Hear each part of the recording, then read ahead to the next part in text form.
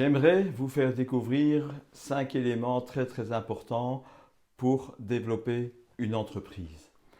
Je me suis basé en partie sur des présentations que j'ai pu voir, notamment une présentation réalisée par Simon Sinek, S-I-N-E-K, dans le cadre des TED Talks. Et cette présentation s'appelle le Cercle d'Or. Je vous invite d'ailleurs à aller voir sur YouTube cette vidéo qui est en anglais mais avec un sous-titre en français et qui parle justement du Cercle d'Or. C'est où Simon Sinek explique sa théorie des raisons pour lesquelles certaines entreprises réussissent et d'autres pas. Mais à côté de ça, il y a aussi d'autres études, notamment une étude française qui va un peu dans la même direction. Plus encore d'autres théories du côté anglophone ou du côté francophone, peu importe. Ce que j'en ai retenu, c'est que quand vous lancez votre entreprise, vous devez d'abord et avant tout savoir ce qui vous motive, connaître votre raison d'être. Si vous connaissez votre raison d'être, vous allez pouvoir la partager, la communiquer à d'autres personnes et ça va être beaucoup plus important, beaucoup plus puissant que n'importe quel type de produit que vous pourriez faire ou que vous pourriez proposer à votre clientèle.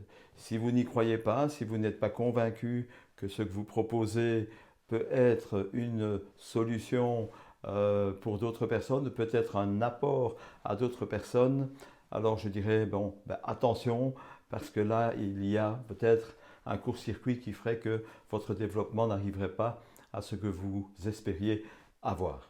Ça, c'est le premier point, c'est vraiment savoir quelle est votre raison d'être et le communiquer.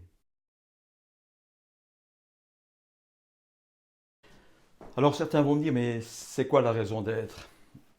Eh bien, la raison d'être, elle peut être différente d'une personne à l'autre.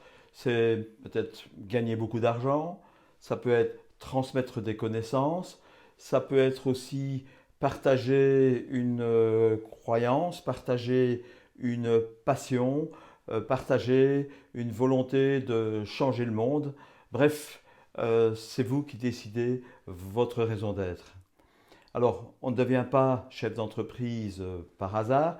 Généralement, on le devient parce qu'on fait le choix de devenir chef d'entreprise. Si on y croit, généralement, voilà, on va investir du temps, on va investir de l'argent, on va investir de la sueur, de l'énergie pour que son entreprise, pour que son projet puisse se développer. Une des raisons d'ailleurs qui fait en sorte que les banques vont vous faire confiance ou pas, c'est généralement si vous-même vous mettez une partie d'argent propre et même une grosse partie d'argent propre dans votre entreprise. Les banques se disent, ok, si vous mettez votre propre capital dans votre entreprise, vraisemblablement, c'est que vous y croyez et que vous n'avez pas peur de perdre ce capital parce que vous pensez que l'entreprise que vous allez créer va être vraiment un véritable succès. La manière dont vous vivez l'entreprise est souvent constituée de deux mondes. D'un côté, le monde visible et de l'autre côté, le monde invisible. Alors, le monde visible, c'est constitué des actions, des informations et de tous les éléments rationnels.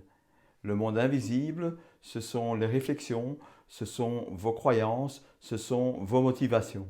Bien souvent, les décisions se prennent sur des éléments émotionnels, donc sur le monde invisible, mais sont souvent justifiées par des raisons rationnelles, donc par le monde visible. Et ça, on le remarque tous les jours. Bien souvent, quand on entend des clients dire « vous êtes trop cher », c'est pas nécessairement pour des raisons purement rationnelles. C'est pas nécessairement pour des raisons de prix au sens strict du terme. C'est souvent parce qu'ils n'ont pas compris, ils n'ont pas perçu votre message ou bien vous ne l'avez pas expliqué suffisamment. Il y a plusieurs critères qui font en sorte qu'on peut acheter ou ne pas acheter chez quelqu'un.